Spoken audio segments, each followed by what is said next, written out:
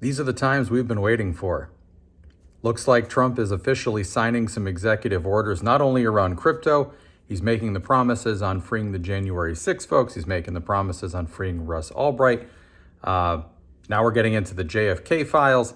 So again, we're on day 3, and crypto is just hanging on right now, right? We're still in this weird holding pattern. I think a lot of folks are still really iffy as to what necessarily is going to happen next, right? Trump is pretty much known to sign a lot of executive orders in the first few days of office. Now, if you look at history, history will show you that, in his prior presidency, in Biden's presidency, even Obama's, they typically signed a lot of different executive orders to get things done around the first week of taking office. Now, Trump's made a lot of promises, so of course, all of us have been on pins and needles kind of waiting to see what's going to happen next. And I think that crypto in general, he made a few different promises which are going to move the needle substantially, right? So that's kind of what we're all waiting for. The strategic Bitcoin reserve, obviously, first and foremost, is the biggest thing on the docket for all of us in this space. We've been waiting for it. We know it's coming, but it doesn't necessarily mean it's actually going to happen, right? We still have to understand this was an announcement he made at, obviously, an event. Senator Loomis has been pushing this and talking about it now for a long time and exactly how they would do it strategically. So it's definitely something that's in the works. Now, if he signs an executive order today that they may actually put in place a strategic Bitcoin reserve, I still think it's going to need congressional approval. So it's not something that instantly happens. It's not something that they can just instantly start buying.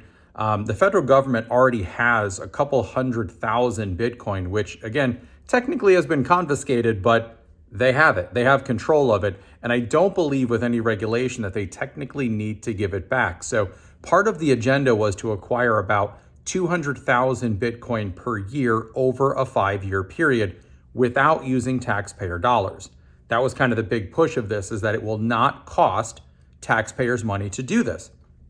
When we think about the fact that they already have a couple 100,000 Bitcoin technically in their control, this may be the start of it, because number one, it allows them to basically go the next year without having to buy any. Now, I don't know if that's good news or bad news. It just means that basically they can shift what they may already have into now an actual stockpile that is now under the federal government's authority. It's something that they know they aren't going to be selling and that they are going to put away for, we'll call it long-term cold storage. So that's a still positive push in the right direction. But I think a lot of the market is still really pins and needles waiting for this to actually be authorized, to be put into place for this to happen. And again, tons of rumors have been happening. There's been tons of meetings at the White House taking place. So it's still closed doors, right? We're not even 72 full hours into the presidency, and there's a lot of positive things happen. So don't feel panicked and don't feel like flattened out that right now, Bitcoin is still 101,000 to 105,000, still kind of fluctuating. We're seeing definitely ups and downs in the market. It's still a little bit of uncertainty, but here's the positive. The positive is Trump pretty much does come through on a lot of these big promises, or at least he pushes with every dying breath he's got really to get it done. Now, of course, last time in his presidency, he made a lot of promises that never came to fruition, right? He did not have Congress support. He did not have Senate support. There was a lot of different roadblocks. This time he doesn't have that. This time he actually does have not only the will of the people, but he also has pretty much every elected official, at least the majority, that are going to be behind a lot of these decisions that are going to be happening. So I have to imagine that we're going to start seeing a lot of positive windfall. But again, how many dominoes can fall positively in a matter of 72 hours? So he's already signed a bunch of executive orders. I believe today, Fox News is reporting that the strategic Bitcoin reserve one has been signed. Now, I haven't seen it publicized yet. I imagine we'll probably see that within the next hour, so definitely stay tuned. But these are just all going to be things that are kind of swinging that pendulum in the positive direction consistently. BlackRock, you got Larry Fink talking about Bitcoin and promoting Bitcoin, talking about how this year they could easily see $500,000 to $700,000 per coin.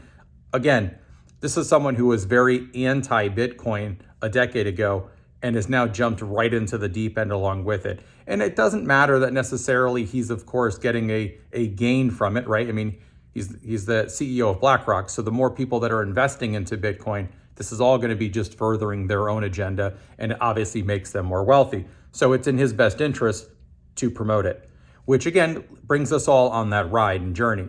Now, from an institutional sense, again, you guys know me, I've been around this space for a long time. I'm not necessarily the big fan of governments getting involved in screwing everything up, because they do. I'm not a big fan of these institutions getting involved because they screw everything up. They always do.